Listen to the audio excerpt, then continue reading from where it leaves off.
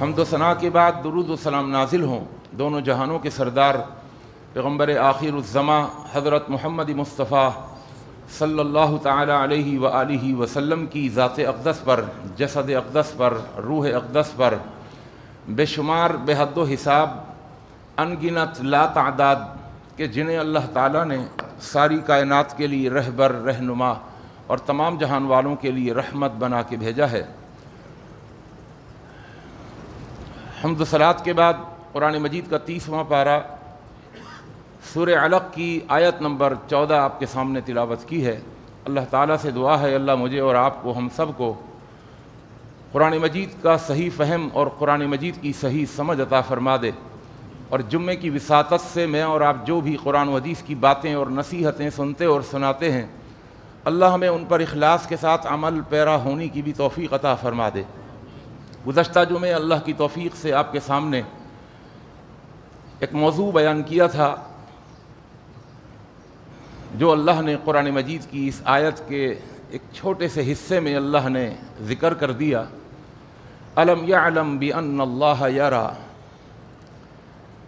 کیا یہ جانتے نہیں ہیں کہ بے شک اللہ دیکھ رہا ہے۔ اور میں نے آپ کو بتایا تھا کہ آج کے اس پرفتن دور میں گناہوں سے بچنے کے لیے اگر کوئی تیر بہدف نسخہ ہے، گناہوں سے اپنے آپ کو بچانے کے لیے اگر کوئی راستہ ہے، اگر کوئی طریقہ ہے، تو میرے دوستو، میرے بزرگوں، یہ ایک چھوٹا سا راستہ ہے، لیکن یہ راستہ ایک عظیم منزل تک پہنچا دیتا ہے۔ صرف ایک جملے کا تصور اپنے دل و دماغ میں راسخ کر لیا جائے، مضبوط کر لیا جائے کہ اللہ دیکھ رہا ہے، اور یہ اللہ دیکھ رہا ہے، اس کا تعلق کوئی شریعت سے باہر کسی چیز سے نہیں ہے، بلکہ میں آج کے جمعے کی اس نشست میں اللہ کی توفیق سے یہ ثابت کرنے کی کوشش کروں گا کہ اللہ دیکھ رہا ہے، اس کا تعلق بندے کے ایمان سے ہے، اس کا تعلق بندے کے ایمان سے ہے۔ گزشتہ جمعے آپ کے سامنے میں نے آپ کو یہ بتا دیا تھا چند آیات اور احادیث کی روشنی میں کہ نظام کائنات کے اندر اللہ کا ایک مراقبے کا سسٹم، نگرانی کا سسٹم بڑے مربوط انداز سے لگا ہوا ہے۔ مراقبے کا سسٹم، نگرانی ہو رہی ہے۔ جس طرح ہم کہیں کیمرے کی زد میں ہوتے ہیں تو ہم کپڑے بھی نہیں بدلتے، یا کیمرہ لگا ہوا ہے، نہیں آپ کپڑے نہیں بدلنا، وہ پتہ چل جائے گا، ہم کپڑے نہیں بدلتے، چور چوری نہیں کرتا، کیمرہ لگا ہوا ہے۔ کیمرہ لگا ہوا ہے، ہم اپنی گاڑی کی اسپیڈ کو مینٹین کر کے رکھتے ہیں کہ کیمرہ لگا ہوا ہے۔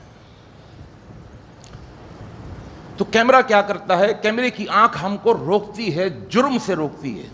اچھا، خوبصورت بات یہ ہے کہ کیمرے کی آنکھ جس طرح ایک مجرم کو جرم سے روکتی ہے، کیمرے کی آنکھ ایک اچھے کام کرنے والے کے اچھے کام کو اور اچھا کر دیتی ہے۔ دیکھیں نا، اگر کیمرہ لگا ہوا ہو اور آپ کو پتا ہو کہ ہمارا باس اپنے آفس میں بیٹھا ہوا ایک بڑی سی اسکرین پر وہ ہمارے کمرے کو مسلسل واچ کر رہا ہے، تو ہم بڑے اچھے سے کام کرتے ہیں، بڑی اچھی پرفارمنس ہماری جا رہی ہوتی ہے، یار بڑا اچھا کام کر رہا ہے، بڑی محنت سے کام کر رہا ہے۔ اگر کسی کو یہ پتہ چل جائے، کسی نوکر کو اس کا مالک کھڑا ہوا دیکھ رہا ہے کہ وہ کیسے گاڑی صاف کر رہا ہے، جہاں ایک مرتبہ ہاتھ مارنا ہوتا ہے وہاں 10 دفعہ ہاتھ مارتا ہے، چمکا کے رکھ دیتا ہے پوری گاڑی، کیونکہ مالک دیکھ رہا ہے۔ اچھا، اگر ہم شریعت کا مطالعہ کریں تو اسی کو شریعت احسان سے تعبیر کرتی ہے۔ حدیث جبرائیل آپ کئی دفعہ سن چکے ہیں، میں اس کو پورا نہیں سناؤں گا، لیکن ترجمہ ضرور کر دوں تاکہ بات سمجھ میں آ جائے۔ اللہ کے رسول صلی اللہ علیہ وسلم سے سوال کیا گیا، مل احسان، احسان کیا ہے؟ اور میں بتا چکا ہوں، ایک ہے عبادت، ایک ہے عبادت کا حسن، ایک ہے وضو، ایک ہے وضو کا حسن، ایک ہے نماز، ایک ہے نماز کا حسن، ایک ہے کسی عمارت، کسی بلڈنگ کا اسٹرکچر، اور ایک ہے اس کی ٹائلنگ، اس کی فنیشنگ، اس کا کلر، اس کی کھڑکیاں، اس کے دروازے، اس کے پردے، اس کی کارپیٹنگ، یہ اس کی فنیشنگ ہے۔ اسی طرح ہر عمل کے اندر ایک عمل ہوتا ہے اور ایک عمل کا حسن ہوتا ہے.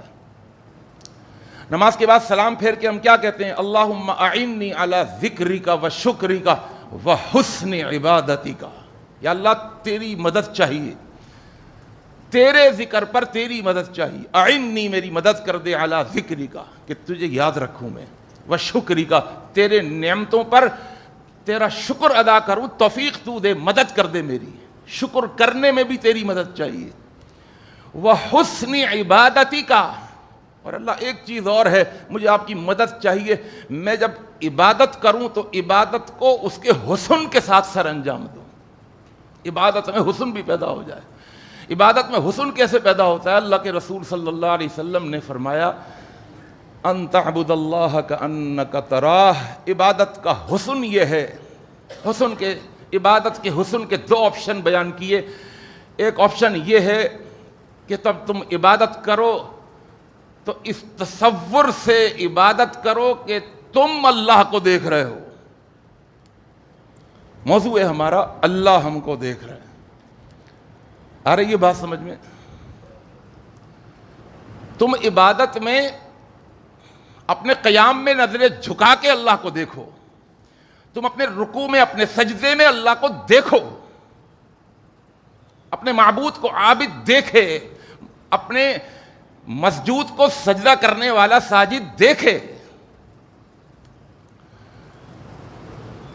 یہ ہے عبادت کے حسن کا اعلیٰ درجہ، سپر درجہ، بلند سے بلند ترین درجہ کہ کسی کو اس کی عبادت میں اس کا اللہ نظر آ جائے. اور دوسرا آپشن بتایا فَإِن لَمْ تَكُنْ تَرَاهُ فَإِنَّهُ يَرَاكَ. اگر چشم تصور میں یہ نقشہ نہیں کھنچ سکا تو پھر یہ تصور تو پیدا ہو جائے عبادت کے اندر کہ اللہ مجھے دیکھ رہا ہے، اللہ مجھے دیکھ رہا ہے. اچھا تیسرا کوئی آپشن نہیں بتایا.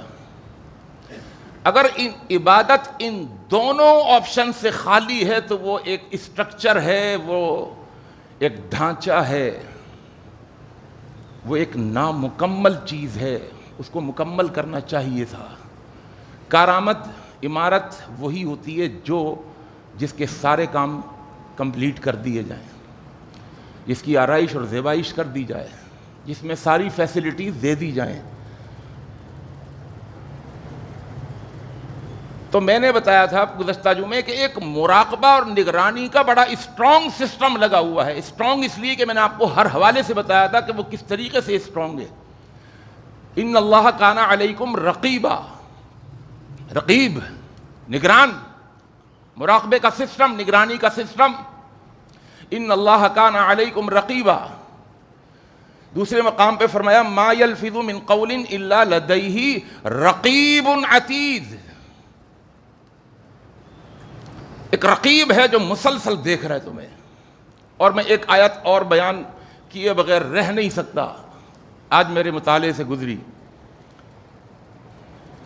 قیامت کا دن ہوگا، میدان محشر کے اندر اللہ کی عدالت لگی ہوئی ہوگی. عیسائی اللہ کی بارگاہ میں پیش ہوں گے. ایک بہت بڑا جرم ان سے سرزد ہوا تھا دنیا کے اندر کہ انہوں نے عیسیٰ کو اللہ کا بیٹا بنا دیا تھا. لقد کفر الذین قالوا ان اللہ هو المسیح ابن اللہ ان اللہ ثالث ثلاثہ. اللہ ان کو عدالت کے کٹہرے میں کھڑا کر دیں گے. عیسائیوں کو کہیں گے تم نے عیسیٰ کو، میرے نبی اور میرے پیغمبر کو، عیسیٰ کو تم نے میرا بیٹا بنا دیا تھا. اب جب پھنسیں گے نا، میں نے گزشتہ جمعے بھی بتایا تھا کہ بہت سے بدبخت اس عدالت کو بھی دنیاوی عدالت کی طرح ہی سمجھیں گے. وہ کہیں گے اللہ ہمیں تو آپ کے نبی نے یہی تو حکم دیا تھا، عیسیٰ نے ہی تو کہا تھا میں اللہ کا بیٹا اور میری ماں مریم وہ اللہ کی بیوی.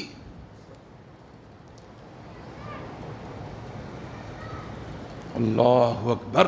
اب یہ عیسیٰ علیہ السلام کی طرف چلا گیا معاملہ. اللہ فرمائیں گے لے آؤ عیسیٰ کو. اللہ کو تو سب پتہ ہے نا جھوٹ بولنا ہی ہے. اللہ عیسیٰ علیہ السلام کو کٹہرے میں کھڑا کر دیں گے اور حدیث میں آتا ہے عیسیٰ علیہ السلام تھر تھر کانپ رہے ہوں گے. اس وجہ سے نہیں کہ کوئی گناہ کیا ہے، کوئی جرم کیا ہے، لیکن اللہ کی عدالت کا رعب اتنا ہوگا. نبی نے فرمایا وَأَمَّا مَنْ خَافَ مَقَامَ رَبِّهِ، رب کے سامنے کھڑے ہونے سے جو ڈر گیا کہ اللہ کی عدالت میں اس پیشی میں کھڑا ہونا ہے، اس کے لیے 2 جنتیں ہیں. اللہ عیسیٰ کو بھی کٹہرے میں کھڑا کر دیں گے. کیا کہیں گے؟ اللہ کا قرآن أَأَنْتَ قُلْتَ لِلنَّاسِ اتَّخِذُونِي وَأُمِّيَ إِلَٰهَيْنِ مِن دُونِ اللَّهِ، کیا تم نے کہا تھا کہ مجھے اور میری ماں کو معبود بنا لو؟ قَالَ سُبْحَانَكَ أَنْ أَقُولَ مَا لَيْسَ لَكَ بِهِ عِلْمٌ، سبحانک ما یکون لی ان اقول ما لیس لی بہ علم ان کنت قلتہ فقد علمتہ. توجہ بھائی، میں اپنا موضوع یہاں سے ثابت کر رہا ہوں بڑے اچھے انداز سے. ان قلتہ فقد علمتہ، تعلم ما فی نفسی ولا اعلم ما فی نفسک انک انت علام الغیوب ما قلت لهم الا ما امرتنی بہ ان اعبدوا اللہ. کیا ہے جی آیت؟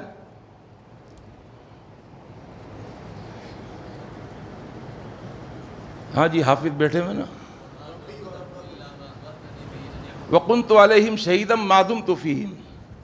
آیت بڑی لمبی ہے، میں ترجمہ نہیں کروں گا، بس آخری حصے کی طرف آ رہا ہوں. وَقُنْتُ عَلَيْهِمْ شَهِيدًا مَا دُمْتَ فِيهِمْ فَلَمَّا تَوَفَّيْتَنِي.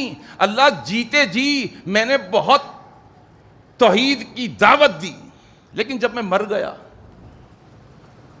کنت انت الرقیب علیہم، رقیب علیہم. اللہ مجھے بولنے کی سکت نہیں ہے تیری عدالت میں کھڑے ہو کر. الفاظ زبان سے ادا نہیں ہو رہے. کبھی کبھی ایسا ہوتا ہے نا، بیچارہ معصوم ہوتا ہے لیکن ہیبت طاری ہو جاتی ہے، بولا نہیں جاتا. آخر میں ایک جملہ کہہ کے جان چھڑائیں گے. جملہ کیا ہوگا؟ کنت انت الرقیب علیہم، رقیب علیہم، رقیب علیہم. اللہ آپ کا نظام، وہ جو ایک مراقبے کا سسٹم ہے نا، وہ ایک آپ کا ایک بہت بڑا ایک کمپیوٹر ہے جو مسلسل مووی بنا رہے. اللہ کھول اپنا کیمرہ، کھول اللہ اپنا کیمرہ، وہ سسٹم آن کر. جب کوئی مانتا نہیں ہے نا تو پھر کہتے ہیں چلو بھائی یہ آپ دکھاؤ، ابھی آپ کو آپ کی مووی دکھا دیتے ہیں، صبر کرو، دکھاؤ بھی ذرا، دکھاؤ ان کو. اور جب وہ اپنی آنکھوں سے دیکھتا ہے پھر پھنس جاتا ہے، یار یہ تو سارا ریکارڈ کر لیا انہوں نے. جہاں عیسیٰ علیہ السلام سے بولا نہیں جائے گا نا، ہیبت کی وجہ سے اللہ سے کہیں گے کنت انت الرقیب علیہم. اللہ وہ سسٹم تیرا مراقبے کا سسٹم، نگرانی کا سسٹم، وہ تیرا کمپیوٹر، وہ تیرے کیمرے، اللہ اس سسٹم کو آن کر کے دیکھ لے اور اپنی جان بخشی کر لیں گے. وَأَنْتَ عَلَىٰ كُلِّ شَيْءٍ شَهِيدٌ.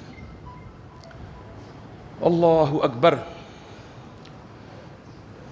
اچھا ہم کیا سمجھتے ہیں؟ تھوڑا سا توجہ میری طرف رکھیے گا.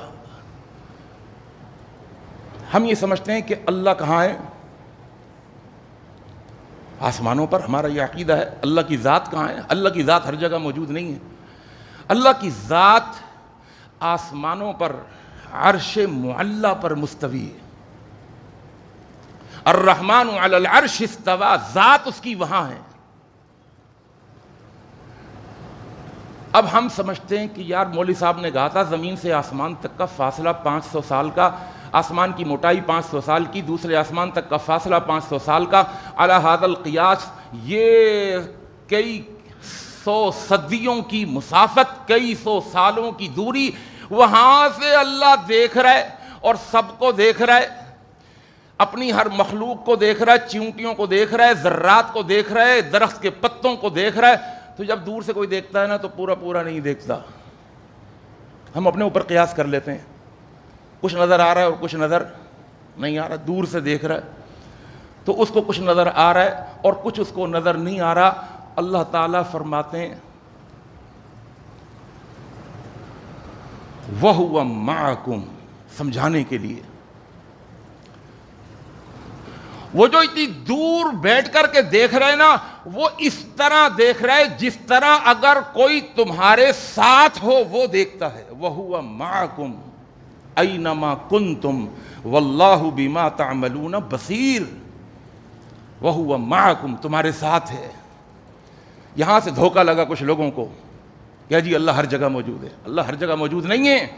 اللہ آسمانوں پر عرش معلیٰ پر مستوی ہے. اس آیت کا مطلب یہ نہیں ہے کہ تمہارے ساتھ کا مطلب کہ ہمارے ساتھ دائیں بائیں آگے پیچھے ہر جگہ موجود ہے. نہیں, ہر جگہ موجود نہیں ہے. اللہ کی ذات ایک ہی جگہ پر ہے, لیکن اس کا سننا, اس کا دیکھنا, اس کا علم, اس کی قدرت, اس کی قوت, اس کا اختیار, اس کا اقتدار, وہ ہر جگہ موجود ہے.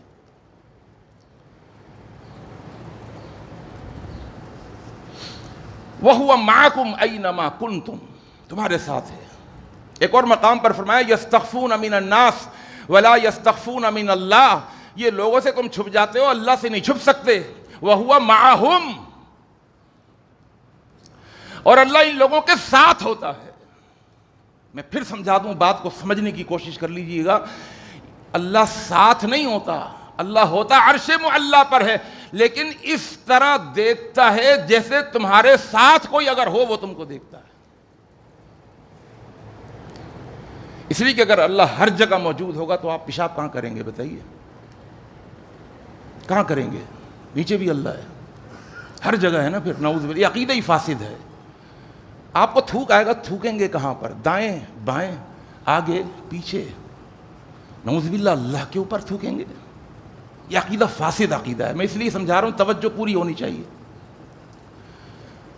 اللہ اکبر.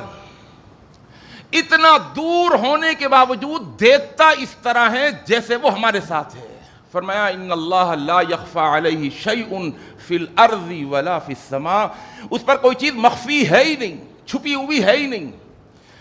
اس کے دیکھنے کی کیفیت یہ ہے, اس کے سننے کی کیفیت یہ ہے کہ یعلم دبیب النملۃ السوداء فی اللیلۃ الظلماء علی الصخرۃ الصماء.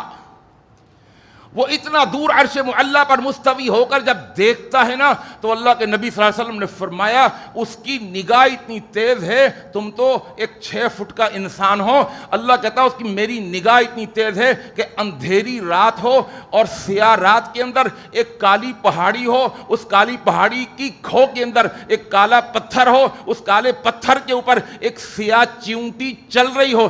رب کہتا ہے میں اس چیونٹی کو بھی دیکھتا ہوں, اور صرف دیکھتا نہیں ہوں, اس کے چھوٹے چھوٹے ننھے ننھے قدموں سے جو ایک آہٹ محسوس ہوتی ہے, میں اس کے چلنے کی آہٹ کو بھی سنتا ہوں. یسمع دبیب النملۃ السوداء علی الصخرۃ الصماء فی اللیلۃ الظلماء.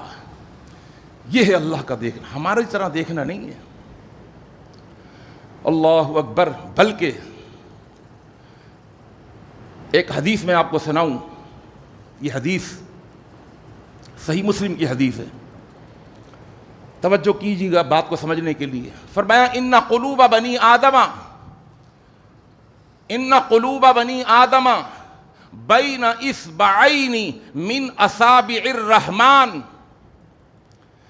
جتنی بھی آدم کی اولاد ہے, اس وقت آدم کی اولاد 700 کروڑ ہے, اس سے بھی آگے بڑھ گئی ہے, 750 کروڑ ہیں دنیا کے اندر. آج کی بات نہیں ہو رہی.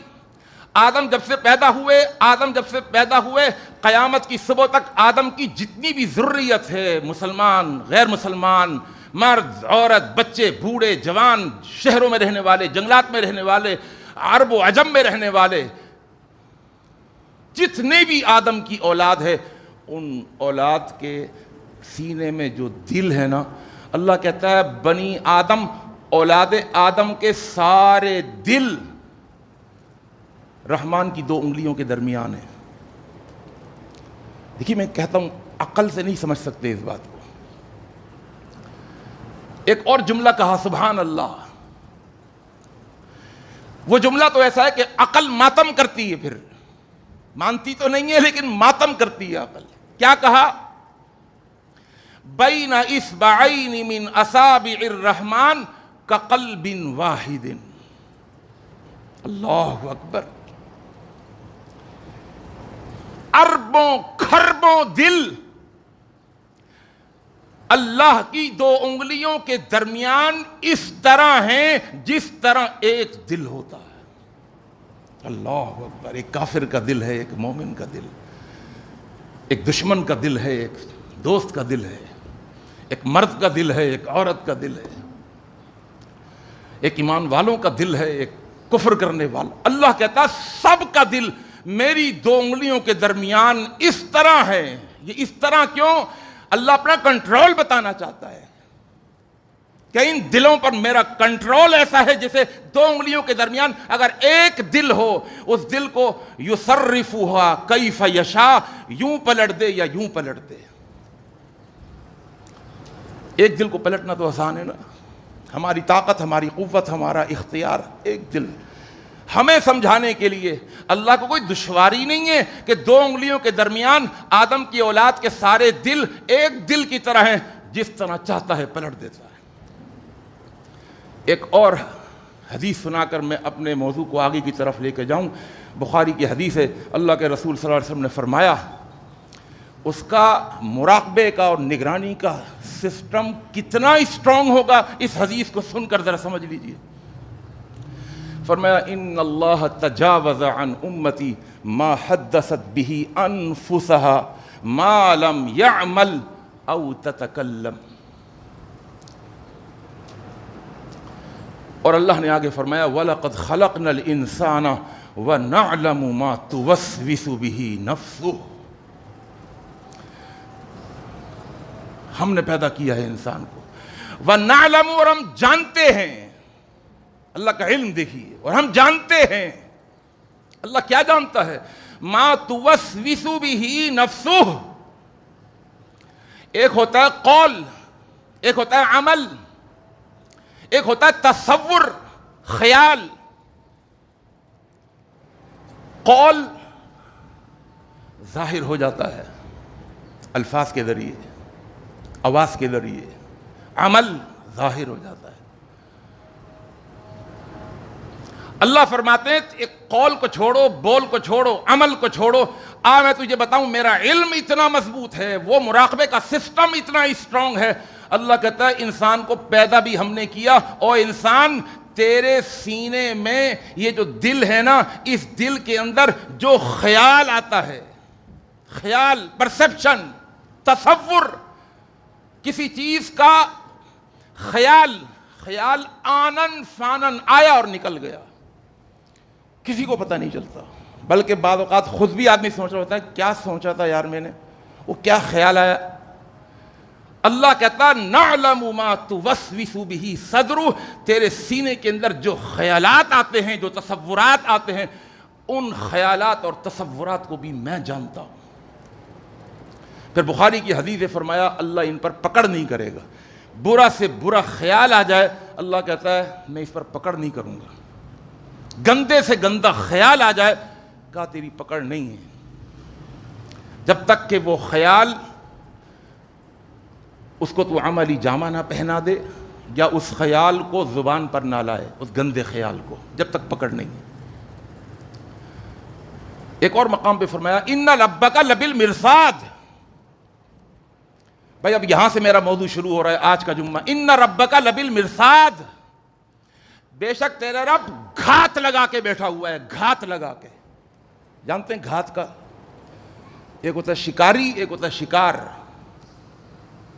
بس میں دو ہی لفظوں میں سمجھانا چاہوں گا، توجہ رکھیے گا۔ ایک ہوتا ہے شکاری، ایک ہوتا ہے شکار۔ شکار بے خبر ہوتا ہے، شکاری باخبر رہتا ہے۔ شکار تو بے خبر، وہ آ رہا ہے اسے پتہ ہی نہیں ہے کہ کوئی شکاری گھات لگا کے بیٹھا ہوا ہے۔ شکاری جب گھات لگا کے بیٹھتا ہے ایسے ہی بیٹھ جاتا ہے، ڈھیلے ڈھالے انداز سے بیٹھ جاتا ہے، وہ چوکنا ہو کے بیٹھتا ہے، وہ چار آنکھوں کے ساتھ دیکھتا ہے، اس کی حرکات و سکنات بھی ایسی ہوتی ہیں کہ وہ مخفی رکھتا ہے، چھپا کے رکھتا ہے۔ وہ شکاری شکار سے اپنے آپ کو چھپا کے رکھتا ہے، لیکن چھپانے کا مطلب یہ نہیں ہوتا کہ وہ اس سے غافل ہو جاتا ہے، اس پر پوری توجہ رکھتا ہے شکار پر۔ شکار کو شکاری کا پتہ نہیں ہوتا، لیکن شکاری کو شکار کا اچھے طریقے سے پتہ ہوتا ہے۔ ان ربک لبالمرصاد، تیرا رب تجھے اس طرح دیکھ رہا ہے جس طرح ایک شکاری شکار کو دیکھتا ہے۔ اللہ اکبر، یہ تصور اگر پیدا ہو جائے کہ اللہ دیکھ رہا ہے۔ آئیے آپ کو ایک حدیث سناؤں، بیہقی کی حدیث ہے، عبداللہ ابن عمر رضی اللہ تعالی عنہ، ان کے غلام کہتے ہیں زید بن اسلم، خرج ابن عمر ذات یوم فی بعض نواحی المدینہ، حضرت عبداللہ ابن عمر مدینے کے اس علاقے میں نکلے جو صحرائی علاقہ تھا، جنگل تھا، پہاڑ تھے، بیابان تھا، اس طرف نکلے۔ وہاں پہ دیکھا کہ ایک چرواہا ملا اور سخت گرمی کا عالم تھا۔ ایک چرواہے کو دیکھا بکریاں چراتا ہوا آ رہا ہے۔ عبداللہ ابن عمر ایک خیمہ لگا کے بیٹھے ہوئے تھے، جب چرواہا گزرا تو اس کو بلایا اور پھر اس پر ترس کھایا کہ گرمی کی شدت سے اس کی زبان سوکھ رہی ہے۔ اس کو کہا کہ آؤ ہمارے ساتھ کھانا کھاؤ، یہ پانی پیو۔ تو اس چرواہے نے جواب دیا، انی صائم، میرا روزہ ہے۔ اے میرے میزبان، بھوک لگی ہے، پیاس لگی ہے، لیکن انی صائم، میرا روزہ ہے۔ یہ سننا تھا کہ عبداللہ ابن عمر ہل کے رہ گئے، کہنے لگے فی مثلی ھذا الیوم شدید حرہ، اس شدید گرم ترین دن کے اندر جب لویں چل رہی ہیں، وانت فی ھذہ الشعاب ترى الغنم وانت صائم، اس بھیانک گرمی کے اندر تو بکریوں کو چرا رہا ہے اور تو نے روزہ رکھا ہوا ہے۔ روزہ کیوں رکھا ہوا ہے؟ پانی پی، تیرا اتنا سخت کام ہے۔ اللہ کی قسم جو اس نے جواب دیا عبداللہ ابن عمر کو، اس جواب نے عبداللہ ابن عمر کو بھی جھنجھوڑ کے رکھ دیا، صحابی کو بھی جھنجھوڑ کے رکھ دیا۔ اس نے کہا ابادر ایام الخالیہ، اور آج کی گرمی، آج کا درجہ حرارت مجھے بتانے والے، او میرے میزبان، ابادر ایام الخالیہ، میں نے جو گزشتہ زمانے میں جو گناہ مجھ سے سرزد ہو گئے اور ان گناہوں کی گرمی جو مجھے لگی ہوئی ہے، اور اس گناہوں کی گرمی مجھے جہنم کی گرمی دکھا رہی ہے، ابادر ایامی الخالیہ، وہ گزشتہ زمانے کے گناہ وہ مجھے اتنا گرم کیے ہوئے ہیں، میں اس گرمی کو ٹھنڈا کرنے کے لیے میں روزہ رکھا ہوا ہوں آج کے دن۔ ہے کوئی اپنے گزشتہ گناہوں کو یاد کر کے روزہ رکھنے والا؟ ہے کوئی اپنی زندگی اس طرح گزارنے والا کہ اس کو یاد ہوں اپنے پچھلے گناہ، اور ان پچھلے گناہوں کی فکر میں وہ روزہ رکھا ہوا ہو، وہ گرمی کی پرواہ کیے بغیر، اپنے سخت کام کی پرواہ کیے بغیر؟ آج تو ہمارے نخرے ہیں نا، روزہ رکھ کر اللہ پر احسان ہے۔ اس نے روزہ رکھا ہوا ہے۔ عبداللہ ابن عمر رضی اللہ تعالیٰ عنہ نے جب اس کی یہ بات سنی تو فعجب ابن عمر، تعجب کیا، کہا اچھا تو بیٹھ جاؤ تھوڑی دیر۔ پھر اس چرواہے سے کہا حل لک ان تبیعنا شاۃ من غنمک نطعمک من لحمها وتعطیک ثمنها، یہ چرواہے کیا ہی اچھا ہو کہ تم ان بکریوں میں سے ایک بکری مجھے دے دو، ہم اس کو یہیں پر کاٹیں گے اور اس کا گوشت بنائیں گے اور ہم خود بھی کھائیں گے، تجھے بھی کھلائیں گے، لیکن پریشان نہ ہونا، وتعطیک ثمنها، ہم اس کی قیمت بھی تجھے دے دیں گے، ایک بکری۔ تو اس راعی نے، چرواہے نے جواب دیا، اے میرے میزبان، اننی امین، یہ بکریاں میری نہیں ہیں، میں ان کا محافظ ہوں، چرواہا ہوں، یہ میرے مالک کی بکریاں ہیں۔ لو کانت الغنم لی، ہاں آپ اچھے لوگ ہیں، بزرگ اور دیندار لوگ نظر آ رہے ہیں، اللہ کی قسم لو کانت الغنم لی ما بخلت علیک بواحدۃ، تو میں ایک بکری دینے میں بخل سے کام نہیں لیتا، میں ویسے بخیل آدمی نہیں ہوں، میں دے دیتا تم کو اگر یہ میری بکریاں ہوتی۔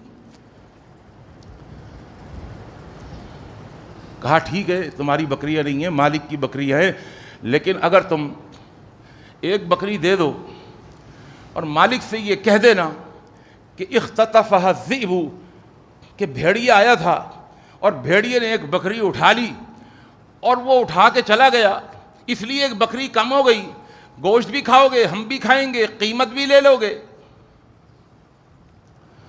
اللہ اکبر! کیا مالک تمہارا تم پر بھروسہ نہیں کرے گا؟ تم بھروسے والے نہیں ہو؟ کہا بھروسے کی بات، اے میرے میزبان، اللہ کی قسم میرا مالک مجھ پر اتنا بھروسہ کرتا ہے، اگر میں شام کو اکیلا مالک کے پاس چلا جاؤں اور میں کہوں ساری بکریوں کو ایک بھیڑیوں کا ریوڑ آیا تھا اور ساری بکریوں کو اٹھا کے لے گیا، میرا مالک مجھے اف بھی نہیں کرے گا، مجھے سچا ہی مانے گا۔ کہا پھر تو مسئلہ ہی حل ہو گیا، تم اپنے مالک سے کہہ دینا وہ ایک بکری بھیڑی آیا تھا وہ لے گیا، تو جب یہاں تمہیں کوئی نہیں دیکھ رہا، جب یہ جملہ کہا نا کہ یہاں تمہیں کوئی نہیں دیکھ رہا، تو اب الفاظ سنیے، فَمَضَ الرَّاعِي، وہ راعی، وہ چرواہا فوراً عبداللہ بن عمر کے پاس سے کھڑا ہو گیا، اور کھڑا ہونے کے بعد وَهُوَ رَافِعُ إِصْبَعَهُ إِلَى السَّمَاءِ، کھڑے ہو کر اپنا ہاتھ اور اپنی انگلی آسمان کی طرف کر کے کہنے لگا، او میرے میزبان، فَأَيْنَ اللَّهُ، اگر میں یہ کر دوں فَأَيْنَ اللَّهُ، تو اللہ کہاں ہے مجھے بتاؤ۔ میں اپنے مالک سے چھپ سکتا ہوں لیکن میں اللہ سے کیا چھپ سکتا ہوں؟ فَأَيْنَ اللَّهُ، کیا اللہ اتنے پردوں میں بیٹھا ہوا ہے کہ اس کو نظر نہیں آ رہا؟ میرا یہ عمل اس سے مخفی ہو جائے گا؟ فَأَيْنَ اللَّهُ، تو مجھے اس سوال کا جواب دو، میرا اللہ کہاں؟ یہ سننا تھا۔ فَجَعَلَ ابن عمر يَبْكِي، حضرت عبداللہ ابن عمر رونے لگے۔ فَلَمْ يَزَلْ ابن عمر يَقُول قَالَ الرَّاعِي فَأَيْنَ اللَّهُ، جب بھی یہ واقعہ سناتے ساتھیوں کو تو یہ واقعہ سناتے ہوئے رو جاتے تھے اور یوں بار بار کہا کرتے تھے، فَلَمْ يَزَلْ ابن عمر يَقُول، بار بار اس کا جملہ دہراتے تھے، قَالَ الرَّاعِي فَأَيْنَ اللَّهُ، اس چرواہے نے مجھے کہا کہ بس بتاؤ پھر اللہ کہاں ہے، اس چرواہے نے مجھے کہا بس بتاؤ پھر میرا اللہ کہاں ہے، پھر کیا میرا اللہ مجھے نہیں دیکھ رہا؟ اس کے مالک کے پاس پہنچے، اس کے مالک سے بات کی، اس غلام کو بھی خریدا اور جو بکریاں چرا رہا تھا وہ بکریاں بھی خریدی، اور اس کو بلایا مدینے میں اور اس سے کہا کہ جس غلام کے دل میں اللہ کا ایسا ڈر ہو اس کو چاہیے کہ وہ بندوں کی غلامی نہ کیا کرے، وہ صرف ایک اللہ کی غلامی کیا کرے۔ میں نے آج تجھے آزاد کر دیا اور یہ بکری بھی لے جا، یہ بھی تجھے گفٹ کر۔ میرے دوست، میرے بزرگوں، یہ تصور کہ این اللہ، اللہ کہاں ہے، یہ بہت بڑا تصور ہے۔ اس کا تعلق ایمان سے ہے۔ تھوڑی سی مشکل بات ہے لیکن اگر سمجھنا چاہیں گے تو وہ آسان ہو جائے گی۔ آج اگر مجھ سے کوئی پوچھے، آپ سے کوئی پوچھے اللہ پر ایمان ہے، بھائی کیا بات کر رہا ہو یار، ہم مومن آدمی ہے، اللہ پر ایمان ہے۔ ایمان کا مطلب کیا ہے؟ دوسرا سوال، کیا مطلب ہے ایمان کا؟ ایمان کا مطلب تو بس یہی ہے نا، ہاں اللہ ہے، کہاں ہے؟ وہ عرش وہ اللہ پر مستوی، وہاں پر ہے اللہ، بس یہ ہے ایمان، بس یہ ایمان ہو گیا، بس مومن بن گئے، آپ جنت کے حقدار بن گئے۔ اور جن کو یہ تصور قائم نہیں ہوا کہ اللہ آسمانوں پر عرش اللہ پر مستوی ہے، وہ جہنم کے حقدار بن گئے، بس یہ فرق ہے۔ نہیں مولوی صاحب، ایک فرق اور بھی ہے، ہماری مسلمانی ہوئی بھی ہے، غیر مسلموں کی اچھا کیا یہ دوسرا کام آپ نے مسلمانی کروا لی اور وہ بیچارے غیر مسلم انہوں نے مسلمانی نہیں کرائی، اللہ اس جرم میں ان کو جہنم کا حقدار بنائے گا اور تم کو جنت کا حقدار بنائے گا۔ ایمان کا مطلب کیا ہے؟ سمجھ لیجیے اچھے طریقے سے۔ ایمان کا مطلب یہ ہے کہ اللہ کی ذات کو ماننا، پہلے وہ مانتے ہیں، یہاں تک کا ہمارا ایمان۔ پھر اللہ کی صفات کو ماننا، صفت کی جمع ہے، صفت کہتے ہیں خوبی کو۔ زید اگر اس کے اندر لکھنے کی خوبی ہو، علم کی خوبی ہو تو ہم اس کی صفات کا ذکر کرتے ہیں، ہم کہتے ہیں زید عالم یہ اس کی خوبی بیان ہو رہی ہے. عالم ہے، عامل عمل کرنے والا ہے، عالم بعمل ہے، کاتب لکھنا جانتا ہے. یہ اس کی صفات ہیں نا، اس کی خوبیاں ہیں. ہر صفت کا ایک نام ہوتا ہے. لکھنا ایک کام ہے، اس کی یہ صفت، یہ خوبی اس کا ایک نام ہے کاتب ہونا. اللہ کی ذات کو ماننا، پھر اللہ کی صفات کو ماننا. صفات کو ماننا، توجہ پوری رکھیے گا. صفات کا کیا مطلب؟ اللہ کی کتنی صفات ہیں. اللہ کا دیکھنا، اللہ کا سننا، اللہ کی قدرت، اللہ کی قوت. اللہ کی کتنی صفات ہیں، کتنی خوبیاں ہیں. کوئی کہے گا جی صرف 99 خوبیاں. 99 خوبیاں نہیں ہیں. اللہ نعوذ باللہ کنگال نہیں تھا کہ 99 خوبیاں اپنے اندر اس کے اندر پیدا ہوئیں اور ایک خوبی اور پیدا ہو جاتی تو 100 ہو جاتی. نہیں. یاد رکھیے گا اللہ کی لامحدود صفات ہیں. لامحدود کا مطلب اس کی کوئی لمیٹیشن نہیں ہے کہ اس کی خوبیاں یہاں ہوں یا اتنی ہوں اس کے بعد بس نہیں. لامحدود صفات ہیں، لامحدود خوبیاں ہیں. اور ہر صفت، ہر خوبی کا ایک نام ہے. ہر خوبی کا ایک نام ہے. اس کی ایک صفت ہے دیکھنا، اس کے لیے وہ بصیر ہے. اس کی ایک صفت ہے رحم کھانا، اس کے لیے ایک نام ہے الرحمن، ایک نام ہے الرحیم. ہر خوبی کا ایک نام ہے. تو توجہ پوری رکھیے گا، اللہ کی صفات لامحدود ہیں. اور یاد رکھیے گا کہ پھر ہر صفت کا نام بھی لامحدود ہے. ان لامحدود ناموں میں سے ہم کو صرف 99 نام بتائے گئے. اور ایک جملہ اور سن لیجئے، ہر صفت از خود لامحدود ہے.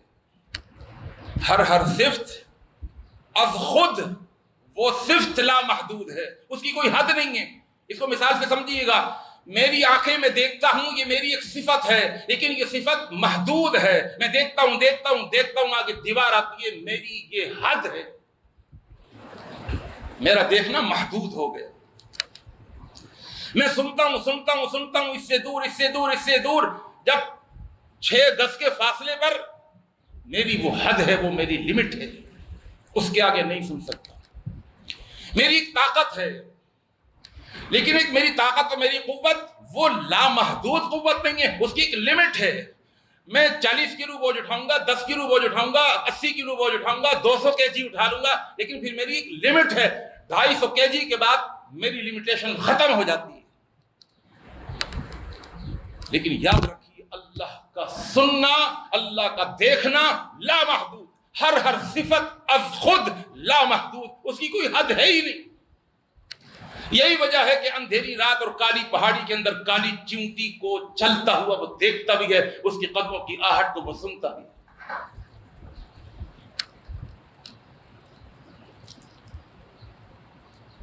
مجھے یہاں پر اپنا موضوع پھر روکنا پڑ رہا ہے، کیونکہ سچی بات یہ ہے کہ میں اللہ کی توفیق اور مہربانی سے گزشتہ جمعے مجھے وقت کا پتہ نہیں چلا اور 10 منٹ اوپر ہو گئے. ہمارے کچھ ساتھی جنہوں نے جانا ہوتا ہے، ان کو کوئی کام ہوتا ہے، یا خاص طور پر سب سے زیادہ مجھے ان ساتھیوں کا خیال ہوتا ہے جو کرسی پر بیٹھے ہوئے ہوتے ہیں اپنی مجبوری کی وجہ سے. ان کی کمر کی تکلیف، ٹانگوں کی تکلیف ہوتی ہے، وہ آئے ہوئے ہوتے ہیں. تو بہت ضروری ہوتا ہے کہ ان کا سب سے پہلے خیال کیا جائے. میں اپنے موضوع کو یہیں پر روکتا ہوں. یہ موضوع بڑا اہم موضوع ہے. اس کا پارٹ 3 بھی ہے، اور وہ بھی انشاءاللہ اللہ کی توفیق سے اگر آنے والا جمعہ میرا پنس روڈ پر نہیں ہوا تو تیسرا جمعہ انشاءاللہ اسی موضوع پر بیان کروں گا، اور اس موضوع کو انشاءاللہ اللہ کی توفیق سے مکمل کروں گا. اس موضوع کا ایک اہم حصہ ابھی باقی ہے جسے بیان کرنا ہے، جس کا تعلق آج کے دور میں موبائل استعمال کرنے والوں سے ہے. جو اہم حصہ ہے اس کا تعلق آج کے دور میں جو بھی یہ اسمارٹ فون یوز کرتے ہیں، اینڈرائڈ موبائل استعمال کرتے ہیں، ان کے لیے بے حد ضروری ہے. تو انشاءاللہ میں اس کو شروع نہیں کرنا چاہتا، اس لیے کہ وہ اس کو مجھے بڑے اچھے طریقے سے اور کھول کر کے بیان کرنا ہے، سمجھانا ہے اس کو. اور میں 2 منٹ میں، یہ میری کچ فہمی ہے اور یہ میری اتنی استطاعت نہیں ہے کہ میں تھوڑے سے وقت میں بہت کچھ بیان کر دوں، دریا کو کوزے میں بند کر دوں. مجھے وقت کا سہارا لینا پڑتا ہے. یہ میری کوتاہی ہے بہت بڑی، لیکن میں اب وقت کا سہارا مزید نہیں لینا چاہتا، اور انشاءاللہ اس بقیہ حصے کو آنے والے رمضان کے کسی جمعے کے اندر مکمل کرنے کی کوشش کروں گا۔ جو کچھ سنا اور سنایا ہے، اللہ سے دعا ہے اللہ مجھے اور آپ کو، ہم سب کو عمل کی توفیق عطا فرما دے۔ اور بس آخری بات کر کے میں بیٹھ رہا ہوں کہ بھائی ایک روزے دار کے بارے میں سنا ہے آپ نے، اور آپ بھی روزے سے سنا نا روزے دار کا واقعہ، جو جنگل میں بکریاں چرا رہا تھا۔ 2 پوائنٹ بڑے اس کے زبردست ہیں۔ ایک پوائنٹ، جب گرمی کی شدت کا احساس دلایا تو کہا بھائی وہ جو گناہ کیے تھے نا وہ اس گرمی کی شدت سے کہیں زیادہ گرم ہے، اور وہ جہنم کی گرمی مجھے دکھاتے ہیں، اس لیے اس کو ٹھنڈا کرنے کے لیے ابادرو، میں ٹھنڈا کر رہا ہوں۔ ابادرو کا مطلب میں ٹھنڈا کر رہا ہوں، گزشتہ دنوں کے گناہوں کی گرمی کو میں ٹھنڈا کر رہا ہوں اصل میں روزہ رکھ کر۔ تو روزہ رکھتے ہوئے ایک تصور یہ قائم ہونا چاہیے کہ یا اللہ گزشتہ گناہوں کو معاف فرما دے، اور ایک تصور یہ قائم ہونا چاہیے کہ اللہ دیکھ رہا ہے، کیونکہ اس نے پلٹ کے عبداللہ ابن عمر کو جواب یہ دیا فَإِنَ اللَّهَ، اگر اپنے مالک سے یہ کہہ دوں کہ بکریاں لے کے جا رہا تھا، ایک بھیڑیا آ کے بکری کو کھا گیا، تو فَإِنَ اللَّهَ، اللہ کو کیا منہ دکھاؤں گا؟ کیا اللہ نہیں دیکھ رہا؟ بے شک میرا مالک نہیں دیکھ رہا، کیا میرا اللہ بھی نہیں دیکھ رہا؟ تو ایک روزے دار کو اس تصور کے ساتھ روزہ رکھنا بنتا ہے۔ اس کو اگر حدیث کو سامنے رکھیں تو روزے دار ہے، جنگل میں ہیں، صحرا میں ہیں، لیکن وہاں پر روزہ رکھ کر اس تصور کے ساتھ چل رہا ہے، بکریوں کو چلا رہا ہے کہ میرا اللہ مجھے دیکھ رہا۔ تو میرے بھائی آج 9واں روزہ ہے، کوشش کریں اگلے جمعے تک اسی تصور کے ساتھ چلنے کی کہ میرا اللہ مجھے دیکھ رہا ہے، اور جب گناہ آ جائے اپنی شد و مت کے ساتھ آپ کے سامنے تو اس گناہ کو چھوڑیں کہ میرا اللہ مجھے دیکھ رہا ہے۔ اور یاد رکھیے گا صرف مغرب تک نہیں دیکھتا اللہ، روزہ کھولنے کے بعد بھی اللہ دیکھتا ہے، اس کی بصارت کام کر رہی ہوتی ہے اللہ، تو اللہ دیکھ رہا ہے، ہر حال میں دیکھ رہا ہے۔ یہ تربیت ہے آپ کی، جو تربیت 9 دن ہو گئے، اور کتنی تربیت ہو گئی، کتنی پریکٹس ہو گئی، گناہ کو چھوڑنے کی پریکٹس، گناہ پر قدرت رکھتے ہوئے گناہ کو چھوڑنے کی پریکٹس 9 دن مکمل ہو گئے، 21 دن یا 20 دن باقی ہیں۔ اقول قولی ھذا استغفر اللہ۔